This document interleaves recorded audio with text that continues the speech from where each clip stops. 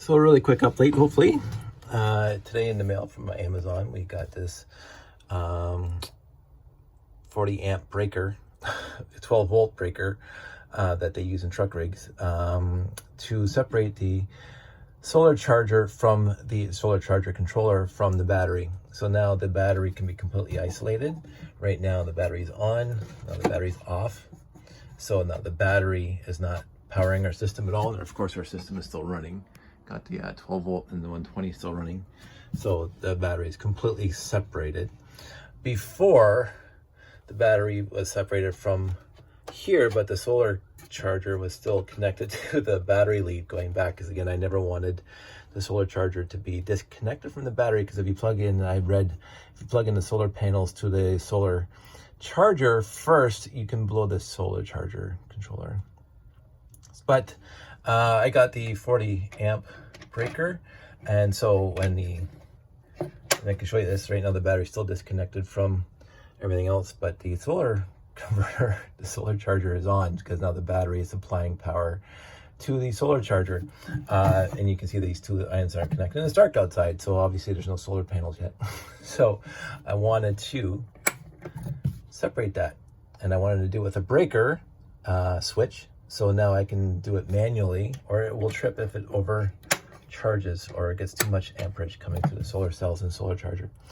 I'm probably going to get another one of these, probably a little smaller, for the other side. So the solar panels are separated from the solar charger. So if the solar panels go under fritz or something shorts out, that the solar charger doesn't get screwed up. So, but I'm trying to assess what size I need. This is a 30 amp solar charger controller, and this is a 40 amp switch breaker. They said always go above what this thing's rated for, but not too far above. I couldn't find a 35, so I'm thinking 40, so it might be a little big, but we'll see what happens. Basically, I'm just using it as a switch to segment the thing, to separate it from the actual battery. So if I put the battery back on, so now the battery's on and it's charging or powering, or let me just turn off the breaker again. I like doing this. So now the 120 is dead, but we're still on 12, which is utterly fantastic. So then if I do this and just turn this thing off, now the whole trailer is dead. It's not on battery, it's not on 110. So the battery is the trailer is completely dead. And then I can turn on the battery. Oh, and I'll show you this too. And this thing, as soon as I turn, like you can see the trailer's dead, so I'll just turn this thing back on. And also we're at 12.7 volts. And then I'll turn on the 120, and we're up to 14, 13 and a half. The microwave came on and lights came on and blah, blah. So now I've got all my circuitry segmented nicely with kill switches and breaker switches. I might get one more breaker again for the solar panels themselves. We'll have to see. But the other thing I worked on tonight, I mentioned in the other video, was where I was going to put the fire extinguisher. And originally I was going to put it back where it was, which was right in here. But it was vertical, of course, because that was a whole storage unit that went up to here. So this fire extinguisher is vertically right there, so you can come and grab it easily. I was going to put it horizontally because it wouldn't fit vertically now. But then I'd be taking up storage space inside here, and that's already pretty packed. So I talked about putting it in the door. So I actually haven't painted the door yet, but and the other door is still off. But this is what I did: open the door and voila, fire extinguisher. So I had to cut that little notch in there, which is perfectly fine. So it closes, and so now I'm going to put a big huge thing on there that says fire extinguisher inside. And there it is. And yes, I covered over this documentation that says do not remove, n'est pas un leveler. Me, my probably blue français. But most of this stuff is completely irrelevant now because it says fridge domestic. I guess they meant domestic. As it runs on 120, 12 and propane. No, it's gone.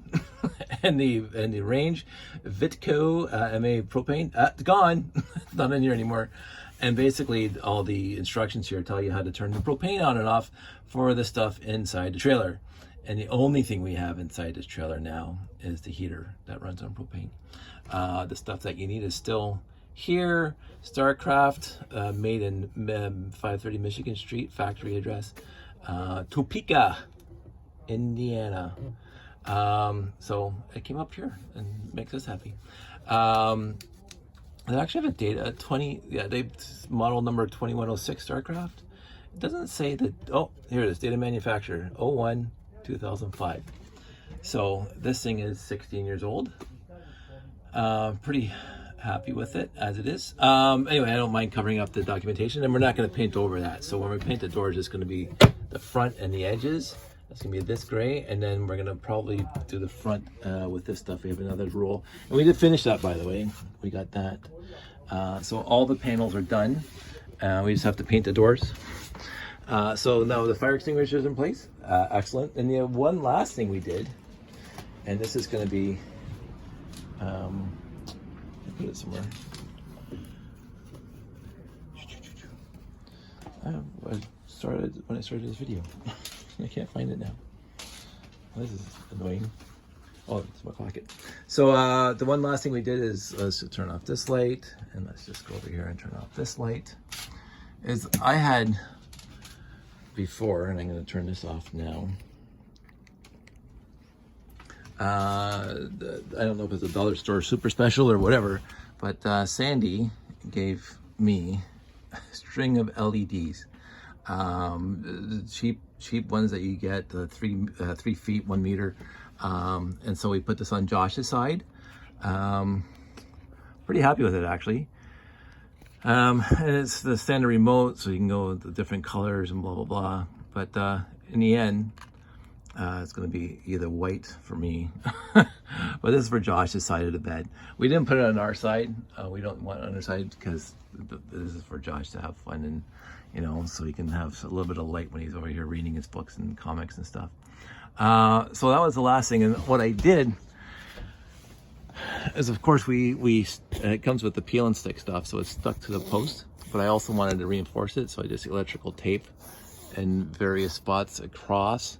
And then the wire comes off of there, goes up there, and of course it might be hidden if we get a valance back. And it comes down to that little plug behind the microwave, which has the microwave, but also I bought the plug that has 2 USB sockets. So yes, over here on this side of the trailer, there are 6 USB sockets altogether. And then even the 12-volt plug-in that we can buy, those sockets that go into your cigarette lighters for USB. So so you could probably have up to 8, although we do have a lot of USB devices, but I'll just run that every time we set up the trailer. So Josh has this little light over there, and he can control it by the remote. And then I put this up just for testing again. This is where we put his clothes when we're camping. It collapses, and then these things can go right in the pocket there. There you go. So we also had this little light with the remote, basically the same stuff, but you'd have to stick to somewhere. And if you're here, and this is the one deficiency about pop-ups, if you're here, there's nothing permanent that you can stick this thing to, because if you put it on here, it's gonna fall off, I think. And oh yeah. And we could put it up here, but then it's useless in the bed, the bunkie area. So that's what we did. I think it looks pretty cool. I think Josh is gonna be happy with that. He already came inside. And then this is where Sandy and I keep our clothes, exactly the same on our side as he has on that side. I was planning, because there's a nice gap there, I was planning on moving this thing back more, or even just turning the handle around to hide the holes. I might do that, because this thing is, you know, this is a bit of a waste of space, and then you lose that countertop space because this thing's right above. I want it like closer to the edge at the back there. This little things that you learn after you screw something into the ceiling. And you say, oh, I should have put it like 4 inches back. So, but you also don't want to see the holes. So I might flip that so you don't see the holes, and it'll move a good 3 inches back, which should be sufficient. I might do that before I go to bed tonight. But the grunt work is all done, and this thing is all exactly what we want it, with the physical structure and the thing. I'm still not completely happy with the storage area, the shelf area, because things are going to slide out when we're driving, this part is flipped over, so that stuff cannot fall out. But the bocce ball set does seem to shift around a little bit, and I don't want that scratching up the paint and stuff. I don't know what I'm gonna do it. And again, there's that cover for that hole there. We're bailing on the inverter, so the 400 watt inverter I have does not power that fridge very well. I tested that last night, so I did some more research, and you need something like a 1,000 watt inverter, which means you need more batteries out front to run a fridge overnight on off-grid. So we're not going to do any off-grid camping anytime soon with a fridge. If we go off-site, it's going to be coolers only, and 12 volt lights, basically, in the propane heater and stuff, anything that runs off of 12 volts. So the 120 side will be dead, and no inverters at all. But we don't plan on any time soon to go camping off-grid. I do want to try it for a weekend somewhere, possibly Valence, because that's close to home, and get a site that, our favorite site at Valence is 208, not to keep on telling people, but nobody watches these videos anyway. So 208 is right at the very back of Dogwood, but it's not an electrical site. It's the very last site in the place, and it's separated from the other sites pretty far. You're really at the end of a roundabout, and so you can't even, people use the roundabout, whatever. But we camped there once, years and years ago. We didn't need electrical. We were in the old trailer, and it was fantastic. Because hardly anybody bugs you back there. You're kind of out in the wilderness on your own. So we might try it there. Where we're going in July, we'll have electrical site. Well, then, we'll see how it goes. I'm gonna save up and buy a new battery for this thing, but that'll be that. So I don't know if I'm gonna keep you guys updated for all the little tiny changes like this kind of stuff. I just might do a wrap up before we take it back at the storage until July. Sandy is ordered, or is getting the material for the new cushions. Amazon's supposed to be shipping us at any time now the foam insert. I really can't sew up the cushions until I get the foam insert here for this side, but I can reupholster the 4 cushions that go over on the bench as soon as she gets the material here. So she's looking, and she hasn't found anything she likes yet, but she will. And then we also have the curtains for the bunk ends, because right now this is completely blow through. You can see all the way across. And I know when we camp with Josh, he likes to read and play and whatever else, and we like to sleep. So so having the little curtains gives us a little bit of privacy across the trailer, having them both cordoned off. They were pretty heavy curtains before, so there was actually a little bit of sound dampening on the old curtains. Hopefully the new curtains are equally as thick and can do a little bit of sound absorption. We'll see. Love camping, can't wait. I want to do as much as possible this year. We'll keep you posted. As I say, we're going to be gone for a week in July. And I'm sure we'll take videos at the campsite. I might even do a setup video and show you what we're doing. Hopefully the solar cells, I have ordered a solar extension cord, because again, right now I can't move the solar panels 9 inches away from the converter. So they'd be right now, since the solar charger is mounted in here permanently, the solar cells will be inside the trailer, and that's not going to do anybody any good. So I got a 20-foot extension cable coming in at some point. I mean, I did all this work, so not to get into this idea at 13 minutes now, but Sandy and I want to do a lot of camping when I get closer to retirement in 6 years, but we want to do it in a permanent trailer kind of thing, either at a stationary place, Grand Bend, somewhere in the area that's not that far, right on Lake Erie, whatever. Of course, pricing right now is really stupid high because of the crisis going on in the world. But by the time I get around to getting close to retirement, it might be a little cheaper, or might have a little more disposable income. And all the lessons I learned from here, doing the solar setup, we'll be using in the new trailer. As well, the solar would be coming over to the new trailer. We wouldn't be, like, we would sell this trailer if we have it by then, still have it then. We would sell it as is with this PD Progressive Dynamics 4100 and everything else, but the solar side, that entire solar side would be coming out and going with us to the new trailer, because this thing works perfectly fine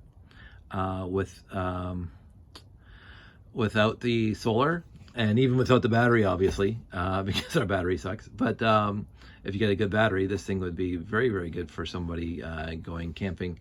They don't need the solar, and if they want to put solar in, they can put it in themselves. So all the parts that I'm buying now for solar for here would be transferred to our new trailer. And we would still be able to sell this thing as a perfectly reasonable camper trailer, even with the fridge and stuff. So anyway, so that's end state for me, but I'm so happy, and I was telling my friends this today. I was reminiscing about when we were kids, the three of us, Brian, Terry, and me, and Mom and Dad would take us camping like all the time. Every long weekend we'd be somewhere camping at Shirkston or Tobermory or Kingston, or my dad had this dive group camping, so we were camping with them. We went family camping with Grandma and Grandpa and all my uncles and aunts and all my cousins, and that was awesome. We'd be camping with the family for weeks at a time off of Manitoulin Island and stuff. And even with church, the 15 night of church, we go out to Shirkston again. And men's club, went on a men's club camping, having a blast. But I think I was about 5 or 6 when Mom and Dad bought the Bellevue 6 pop-up trailer. And this one's a 10-foot. This is a 10-foot trailer. I think the Bellevue was a 8-foot. I was a kid. It was big. But when I look at this thing, it wasn't this big. Obviously, most trailers pop-ups back then. I didn't have a kitchenette. But basically, it was identical to this, where the chairs and the table were there, and it folded down to a bed if you wanted to. Had a little bit of a storage area here. It didn't have any benches. It just had a little tiny thing on this side for storage as well. But it had the 2 bunk ends. Mom and Dad slept on that side. What had happened is that I got a pup tent when I was 6 or 7 years old as well for Christmas, a canvas pup tent. And what invariably happened after a few cub camps and stuff is I would bring the pup tent when we went camping with Mom and Dad, and they had the trailer. And what I would do is I would set up the pup tent right underneath the bunk end outside. So the pup tent was right underneath here. So if it rained, it wouldn't matter because the pup tent was right underneath the bunk end. It was that small, it could fit underneath the bunk end.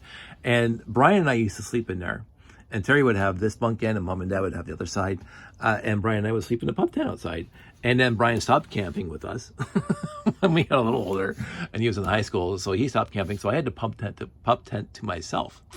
And at that time, even at Manitoulin Island, with all my dad's friends and their kids who were basically our age, Brad and I would set up the pup tent farther away from the parents.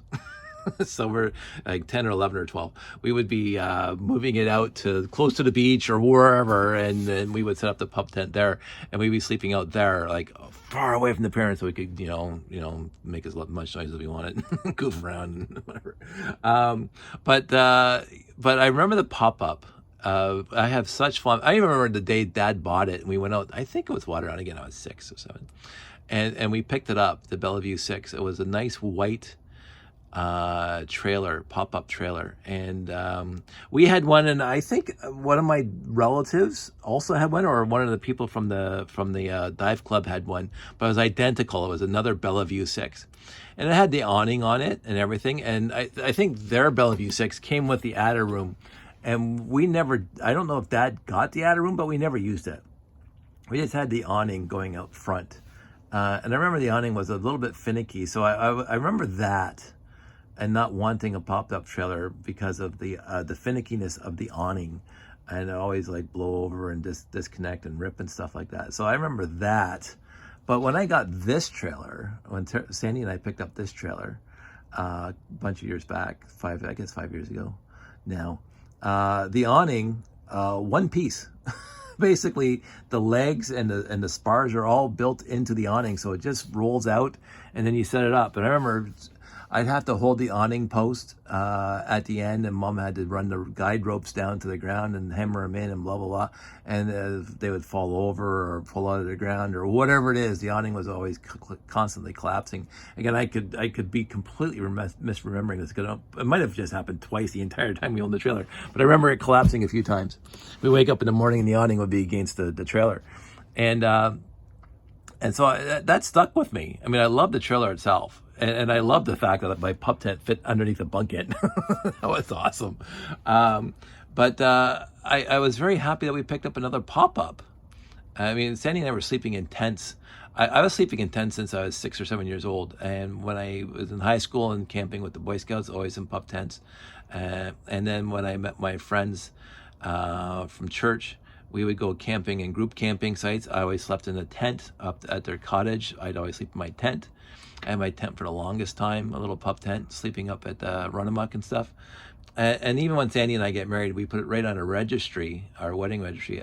We wanted a tent, but a bigger one, like the one you can stand up in, like 10 feet across. And, I mean, we weren't planning on having kids yet, but we got a big tent because, you know, as a couple, we bring a lot of stuff.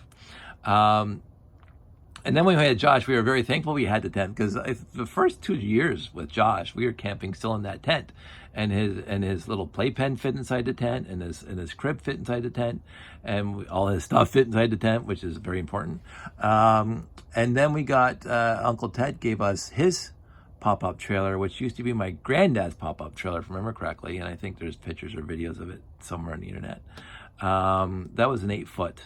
And we remodeled that entire trailer too. We ripped out the interior and put a new floor down and built new benches in a new area. And I actually stumbled across a few pictures, and I said, that was a fun rebuild.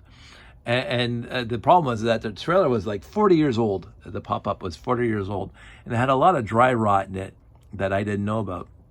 And we were up at camping one time, and we just got there. We were setting up the trailer on Friday night in the dark. And Sandy got up on the bunk end, and the whole back of the trailer fell right off, like all the way through here. This whole thing came right off. Now, I pushed it back together as best as I could, and I duct taped up the seams, but Sandy went home and slept here at the house with Josh. I stayed in the trailer up there because I couldn't take it down yet, and all our stuff was there. And so they came back the next day, and we packed up the trailer. And then we emptied the trailer when we got home. And my buddy Mark says, "Hey, can I have the trailer?" Sure, why not? So we drove the trailer up to Mark's place. We were storing it there anyway. And right now that trailer is a chicken coop. So he just basically used the roof and the floor and the siding and put new walls on it. And so it didn't matter at the back end, came off because he just put a wall there. And so it's a chicken coop up on his farm. So the trailer goes on. Ted had the roof redone as galvanized steel, so that thing wasn't going to leak at all, but it weighed a ton. But we had such fun rendering that and using that for a bunch of years, Danny and I did, until basically it just fell apart from age. And so we were looking forward to getting another trailer, and this one just kind of fell into our laps. And the shell is utterly fantastic. The person who owned it before us, it was single ownership since it was built. Professor from Brock, I think I might have mentioned that before, and he took remarkably good care of it. But I do say that there was a lot of water damage in that corner, and I think that's what contributed to this back thing. Because the 16-year-old trailer probably shouldn't have the looseness of this back wall. Again, the brought back memories of the first trailer that completely disintegrated from the back wall.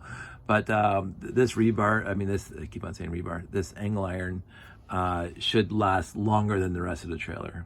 I think this is the last piece that's going to break now. And I just like doing this stuff. I liked renovating the old trailer. I loved renovating this trailer. And I'm kind of sad that it's basically all done because there's nothing else for me to really do anymore. Everything's built, everything's painted. There's nothing much more for me to tackle with a jigsaw. So the last thing was cutting that little notch for the fire extinguisher. So there's not much more work that needs to be done in here, and just it's all the cute little stuff now, which again I don't mind. So we'll use it, and if I'm gonna turn on the lights again. And again, I got some sewing to do, so there's going to be a lot of sewing in the next couple weeks. With curtains for the bunk ends, and as well as the cushions. 8 cushions have to be sewed up, and four curtains, 2 on each side. So I'm gonna look forward to doing that because I get to use Mom's sewing machine, and I always really love using Mom's sewing machine. It brings back nice memories of watching Mom sewing when I was a kid, and it's her sewing machine. So I do love doing that. And I don't mind sewing. I know I'm a 54-year-old guy who loves to sew. But I also love to use a skill saw. So if you guys want to make fun of my sewing, come over here when I have a skill saw in my hands and we'll have a little chat about that. I have no ego about separation of duties between male and female. And also to the cause, I love sewing. I love my skill saw. I love my wood shop too. I love doing dishes. I love vacuuming, and so I really loved working on this trailer and doing all the different aspects and working with Sandy on it. And there was no, you're a girl, you do this, and I'm a guy, so I'm going to do that. We don't do that. Sandy was cutting and drilling as just as much as I was. I was doing mostly electrical. That's it's not a man thing. It's just I know how to do electrical.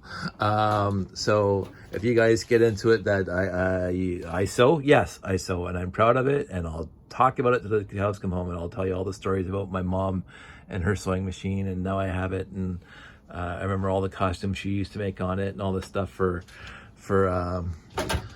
vacation Bible schools and everything, and when she was helping at the nursery school, and that sewing machine was very well used, and now I'm using it. So if you guys want to make fun of it, you're an idiot. So if you think that I shouldn't be sewing because I'm a guy, I can't even talk to you. I really can't. It's the 21st century, people. Anyway, my throat's getting dry. I've been out here for a while. And this was supposed to be a 10-minute video, and now it's a 30-minute video. So I've rambled on enough. The trailer looks awesome. I can't wait to go camping with it. And I'll see you guys out there. You guys all stay safe. Talk to you soon.